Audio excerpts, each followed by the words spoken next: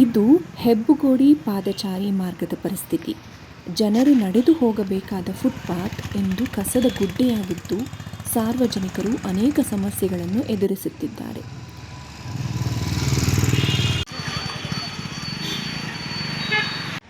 ದುರ್ವಾಸನೆ, ಅಸ್ವಚ್ಛತೆ ಹೆಚ್ಚುತ್ತಿದ್ದು, ಮಕ್ಕಳು ಮತ್ತು ವೃದ್ಧರು ರಸ್ತೆಯಲ್ಲೇ ನಡೆಯಬೇಕಾದ ಪರಿಸ್ಥಿತಿ ನಿರ್ಮಾಣವಾಗಿದೆ.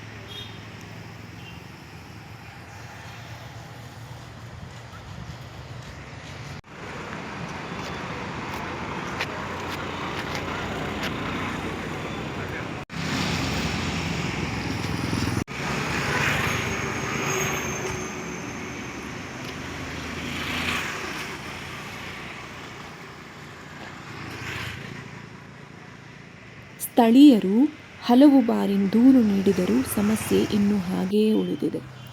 ಮಳೆ ಬಂದಾಗ ಇಲ್ಲಿ ನೀರು ನಿಂತು ಪರಿಸ್ಥಿತಿ ಇನ್ನಷ್ಟು ಕಷ್ಟಕರವಾಗುತ್ತಿದೆ.